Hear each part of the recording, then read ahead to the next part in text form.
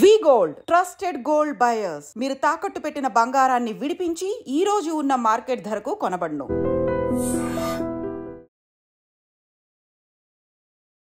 Hi guys, welcome to I dream. నేను మీ చాణక్య.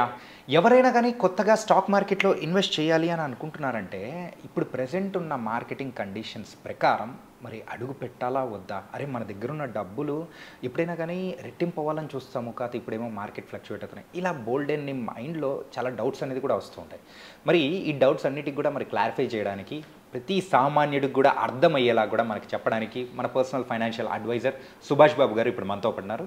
సార్ని అడిగి తెలుసుకున్నాం. Hi sir. నమస్తే సార్. నమస్కారం సార్. కొత్తగా ఎవరైనా ఇన్వెస్ట్ చెయ్యాలి అనుకున్న వాళ్ళు కొంచెం భయపడుతున్న సందర్భంలో ఇప్పుడు కనిపిస్తూ ఉంది సార్, మార్కెట్ యొక్క సిచ్యువేషన్స్ చూస్తూ ఉంటే. మీరేమంటారు సార్? ఇప్పుడు అడుగు పెట్టచ్చు అంటారా వద్దంటారా? భయపడడం మంచిదే. Okay, it's always good to be fearful.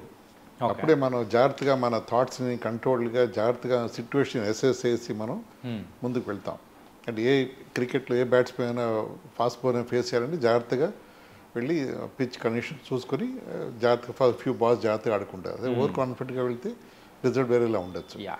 అలాగే ఈ ఇన్వెస్ట్మెంట్ కూడా సీరియస్ గేమ్, ఇది క్యాజువల్ గేమ్ మాత్రం కాదు.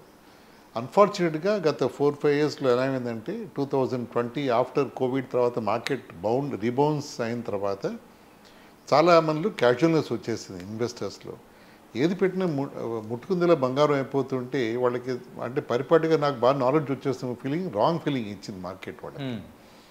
వాళ్ళని చూసి చాలామంది కొత్తగా ఎంటర్ అవ్వడం, మార్కెట్స్ పెట్టడం, ఒక యాప్ తీసేసుకోవడం. చాలా పాపులర్ యాప్స్ ఉన్నాయి మొబైల్స్లో వాటిలోనూ, దాంట్లో పెట్టేయడం. దాంట్లో పెట్టేసిన తర్వాత ఫ్యూచర్స్ ఆప్షన్స్ అని అది కొంచెం ఎక్సైటింగ్ థ్రిల్లింగ్గా ఉండే అప్రోచెస్, ఆప్షన్స్ ట్రేడింగ్ అనేవి నేను దాంట్లో చేయడం, నష్టపోవడం, కొంచెం డబ్బు రావడం, నష్టపోయి చెప్పకపోవడం, డబ్బు వచ్చింది చూసుకుని మళ్ళీ రమ్మని చేయడం. అలాగే దే ప్లేయింగ్ అంటే యాక్చువల్లీ గేమ్ కింద ఆడుకుంటున్నారు.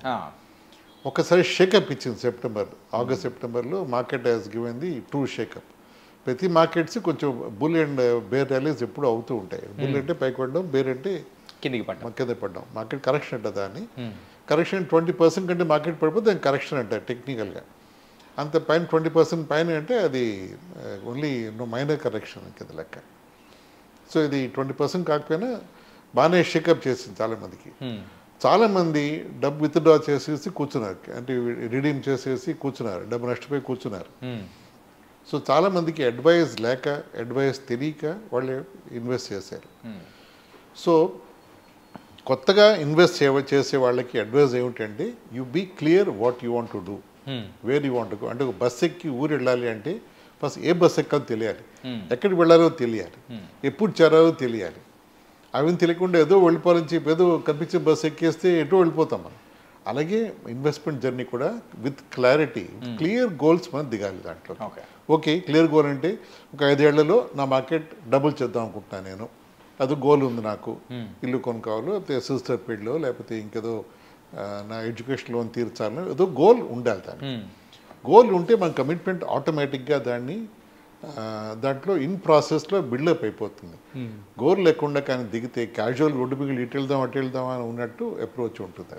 ఓకే, అదొకటి కావాలి. తర్వాత దీంట్లో stock market is obviously long term game.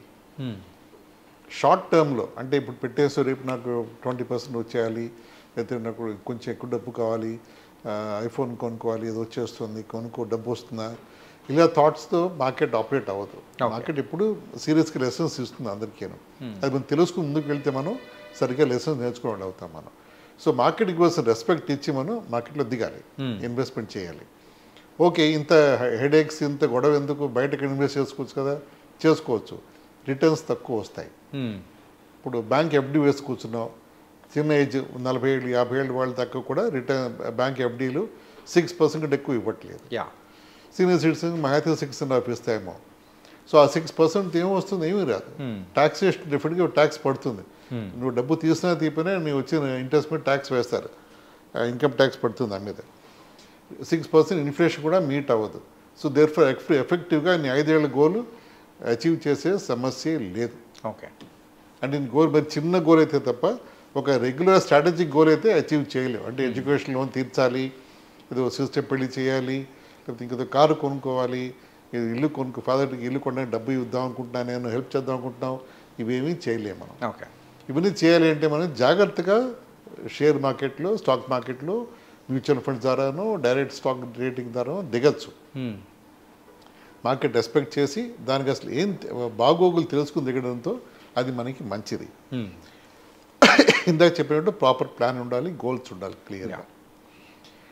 దీంట్లో చాలామంది మనం చూస్తాం ఈ మధ్య, అంటే రకరకాల సోషల్ మీడియా క్యాంపెయిన్స్ వాటిలోనూ అడ్వైస్ ఇవ్వడం కానీ, డబుల్ చేసుకోండి, డబ్బుని ట్రిపుల్ అయిపోతుంది 5 ఏళ్ళలో 3 ఏళ్ళలో అని, ఇవన్నీ టెంప్టింగ్గా చాలా ఆఫర్స్ చాలా వస్తున్నాయి. ఫోన్ ద్వారా వస్తుంది, ఫోన్ చేస్తారు, టెలిగ్రామ్ ఛాన్స్ అని, ఇవన్నీ చాలా వింటున్నాం, పేపర్ వాటిలో చూస్తాం మనం. వాటిలో దేంట్లో కూడా మనం అప్రోచ్ అవ్వకూడదు. అంటే కూడదు. ఓకే.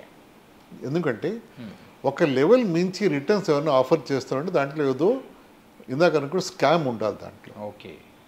ఆ స్కామ్ ఉందో మనం త్వరగా ముందే తెలుసుకుంటే మనకి మంచిది.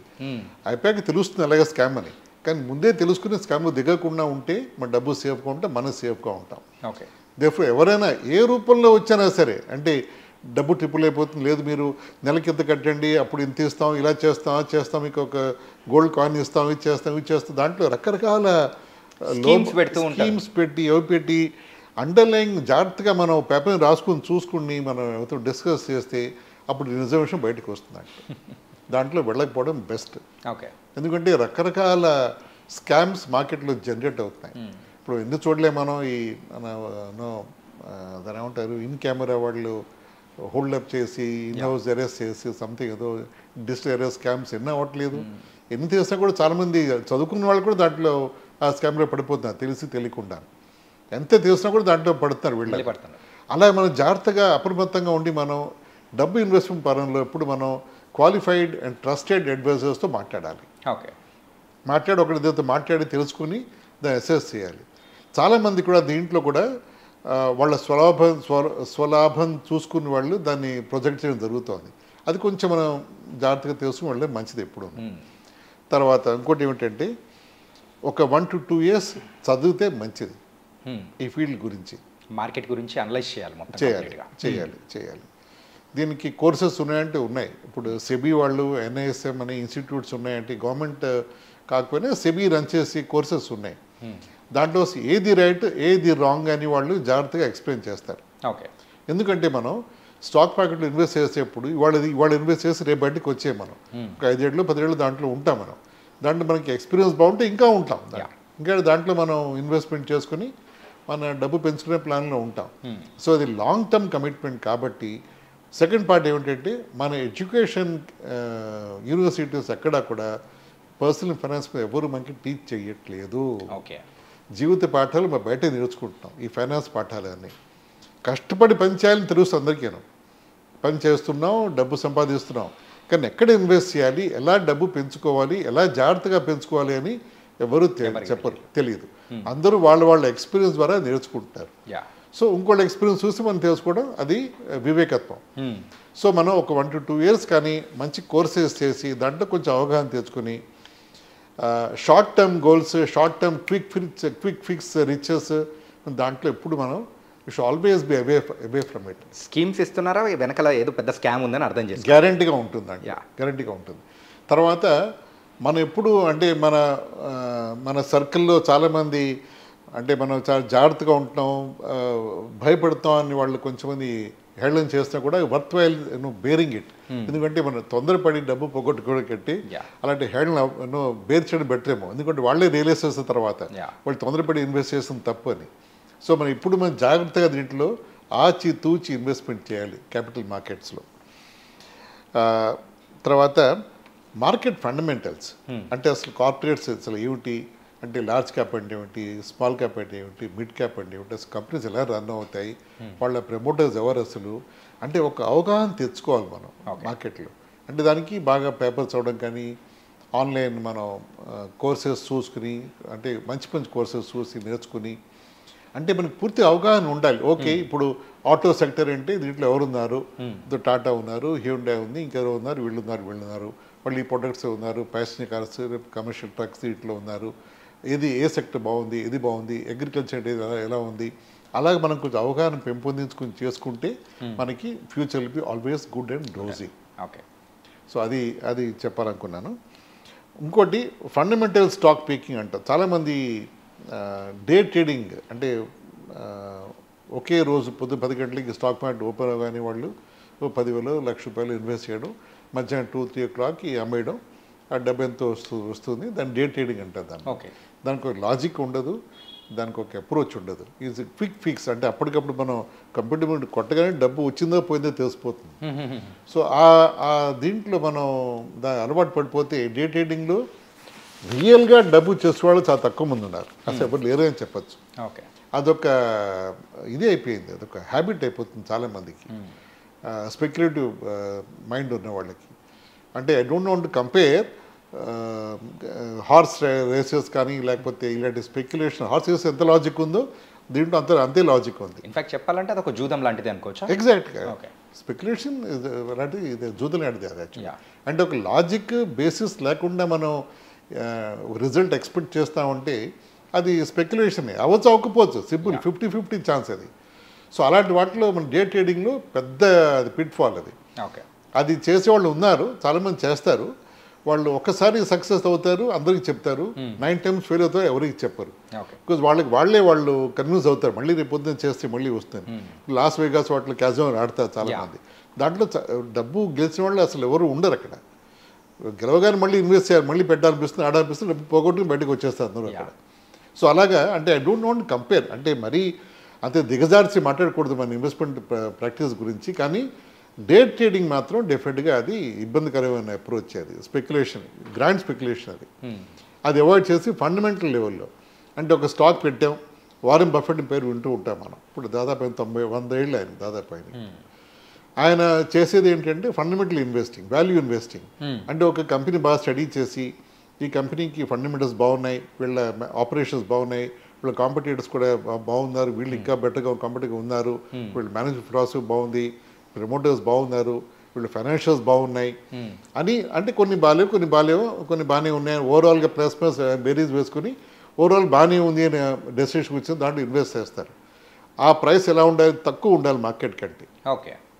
అంటే పొటెన్షియల్ ఉంది, లో ప్రైస్లో ఉంది మార్కెట్లో. అంటే దానికి బాగా స్కోప్ ఉంది బాగా పెరగడానికి. అటువంటి ఇన్వెస్ట్ చేసి వెయిట్ చేస్తాడు అతను. ప్రతిరోజు డబ్బా ఓపెన్ చేసి పెరిగిందని చూడు. మీకు 5 years, 10 years, 15 years దాకా టైం కూడా ఉంది. ఒకసారి పెరిగితే అది బాగా సూపర్లేటివ్గా అది పెరిగిపోతుంది. అది అలాంటి గెయిన్స్ అతను డబ్బు చేసుకున్నాడు. దాన్ని ఫండమెంటల్ వాల్యూ ఇన్వెస్టింగ్ అంటారు. సో అలాగే మనం కూడా అంటే వారెన్ బఫెట్లా అవుతాం లేదో తెలియదు, కానీ అలాంటి వాళ్ళని చూసి మనం వాళ్ళు ఏం చేశారు, ప్రాక్టీసెస్ ఏం చేశారు వాళ్ళు, అలా ఎలా చేయగలం మనం. కంపెనీ స్టడీ చేయాలి.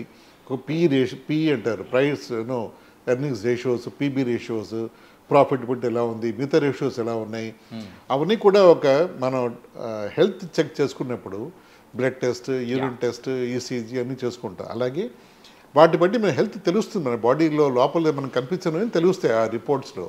అలాగే చాలా రేషియోస్ ఉన్నాయి, కార్పొరేట్ మన ఫైనాన్షియల్ రేషియోస్ అన్నీ మనం అంత థరోగా తెలియకపోయినా బ్రాడ్గా 5 రేషియోస్ తెలుసుకుని ఓకే ఈ కంపెనీ పెర్ఫార్మెన్స్ బాగానే ఉంది, రేషియోస్ మొట్టమొదటి బాగానే ఉన్నాయి, పర్వాలేదు ఇన్వెస్ట్ చేయొచ్చు అని ధీమా రావాలి.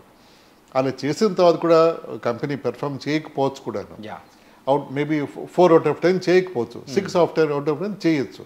దాంట్లో అలా చేస్తే కొంచెం క్యాలిక్యులేటెడ్గా మూవ్ అనేట్టు ఉంటుంది. మనం దానిలో గాలిలో దీపం పెట్టేసి మనం ఉన్నట్టు కాకుండా మోర్ కేర్ఫుల్గా, స్టడీడ్గా, మెథాడికల్గా వెళ్ళడంలో this is more wisdom in it. So if you are a newcomer investor into market, ఇవన్నీ ఆలోచించుకుని మీరు టైం తీసుకుని ఇప్పుడు కాదు 1 year 1.5 years స్టడీ చేసి ఒక బాగా కాన్ఫిడెన్స్ వచ్చిన తర్వాత స్లోగా ఫండమెంటల్ ఇన్వెస్ట్ చేసుకుంటూ వెళ్ళడం ఐ థింక్ శ్రేయస్కరం. దాంట్లో mutual funds approach is more safer. ఇప్పుడు మనం ఫ్లైట్లో వెళ్ళాలంటే మనం కూర్చుంటాం, పైలట్ మనం నమ్ముతాం, పైలట్ మన ఫ్లైట్ చేసి తీసుకెళ్తాడు. మనమే ఫ్లైట్ చేసుకోవచ్చు కదా, ఎక్కడ పడితే ఎప్పుడు పడితే 10 flight, early morning 6 o'clock flight ఎందుకు మన కంఫర్టబుల్ మధ్యాహ్నం ఫ్లైట్ వెళ్ళొచ్చు కదా అని మనమే చేసుకోవచ్చు. కానీ మనకి ఫ్లైయింగ్ రావాలి అది, అండ్ మనకి ఆ రిస్క్ కూడా మనం భరించాలి. అదే మనం ఇంకోటికి ట్రస్ట్ చేసి మనం పైలట్ అతను క్వాలిఫైడ్ ఫ్లైయర్ కాబట్టి మన లైఫ్ అతనికి ట్రస్ట్ చేసి మనం ఫ్లైట్లో కూర్చుంటున్నాం. అలాగే మన డబ్బుని మనం ఒక ఫండ్ మేనేజర్కి, ఒక కంపెనీకి మనం ట్రస్ట్ చేసి ఇస్తున్నాం, నువ్వు నా తరఫున ఇన్వెస్ట్ చేయి, ఇక్కడ ఇన్వెస్ట్ చేస్తాను, ఇక్కడ చేస్తే పాస్ట్ ట్రాక్ రికార్డ్ ఇలా ఉంది, పెర్ఫార్మెన్స్ ఇలా ఉంది, అది చూసి ఇన్వెస్ట్ చేస్తాను. నాకు తెలుసు రిటర్న్స్ రాకపోవచ్చు ఐడియా ఉంది, కానీ మొరాలెస్ అదే రేంజ్లో ఉంటుంది అనుకుంటున్నాను అని మీరు మైండ్లో అనుకుని ఇన్వెస్ట్ చేస్తారు అక్కడ. That is more safer way of investing and making money in stock markets. అంటే లైక్ అడ్వైజర్ రోల్ అనేది కూడా చాలా ఇంపార్టెంట్ కీ రోల్ అనేది కూడా ప్లే చేస్తుంది. కరెక్ట్. ఇప్పుడు ఈ ప్లాట్ఫామ్స్ ఉన్నాయనుకోండి, ప్లాట్ఫామ్స్ వెరీ ఈజీ. మీరు యాప్ డౌన్లోడ్ చేయడం, ఇన్వెస్ట్ బటన్ నొక్కేయడం, మీ బ్యాంక్ అకౌంట్ లింక్ చేసి ఇన్వెస్ట్ చేసేయడం అయిపోయింది. ఎక్కడ ఇన్వెస్ట్ చేస్తే ఐడియా ఉందా మీకు? ఏదో కనిపించింది చూశారు, 5 స్టార్ చూసి ఏదో ఇన్వెస్ట్ చేశారు, అది మంచిదా కదా, 5 స్టార్ చూసి ఇన్వెస్ట్ చేశారు. అదే మీ బ్యాక్గ్రౌండ్, అదే మీకు మీకు లీడింగ్ పాయింట్. అది రేపు పొద్దున మార్చాలి, ఎందుకంటే బెటర్ స్టాక్స్ ఉన్నాయా, బెటర్ స్కీమ్స్ ఉన్నాయా తెలియదు. ఎవరికో ఫోన్ చేయాలి, ఫోన్ చేయడం బిట్వీన్ 9 and 5 ఏదో ఉంటుంది వాళ్ళ కాల్ సెంటర్ టైమింగ్స్, అప్పుడే చేయాలి. అప్పుడే ఎవరో ఎత్తుతారు, అరగంట ఫోన్ చేస్తే మళ్ళీ ఇంకెవరు ఎత్తుతారు, వాళ్ళు మళ్ళీ మీరు మొత్తం అంతా చెప్పాలి. ఒక కంటిన్యూటీ ఉండదు. అంటే రియల్గా చెప్పాలి అంటే మీ గోల్స్, మీ థాట్స్కి ఎలా అయినా డైరెక్షన్ కానీ అడ్వైస్ కానీ రాదు. You're playing a blind game. ఏదో పెడతారు, హిట్ అయితే యూఆర్ హ్యాపీ, అవ్వకపోతే అది మా తీసేసి ఇంకోటి పెడతారు. దాని ట్యాక్స్ ఇంప్లికేషన్ ఉంటుందా తర్వాత తెలుస్తుంది, ఇయర్ ఎండ్లో ట్యాక్స్ వచ్చినప్పుడు తెలుస్తుంది, అదే ట్యాక్స్ కట్టాలి అని. ఇవన్నీ కూడా అడ్వైజర్ చెప్తాడు మీకు. మనకి అడ్వైజర్స్ ఉన్నప్పుడు they will guide you. Okay, ఇది మీ రిస్క్ ఎబిలిటీ, ఎందుకంటే ఎక్కువ రిస్క్ తీసుకోకూడదు, తీసుకోరు కూడా మీరు, ఇలా చేస్తే బెటర్ మీరు అని ఒక అడ్వైజ్ ఇవ్వడం. That's way of our approach. We're all train and qualified by SEBI. So దాంతో మీకు ఇన్వెస్టర్కి ధైర్యంగా ఓకే అడ్వైజర్ చెప్పాడు, he's taking care of with best interest అని అవగాహన వస్తుంది వాళ్ళకి.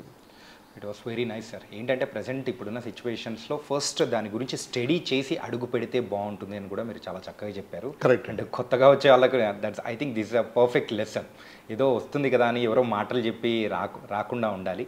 మెయిన్గా అయితే దాని గురించి స్టడీ చేసిన తర్వాత అడుగు పెడితే they can see the results. Correct. Yeah. So thank you so much sir. Thank you.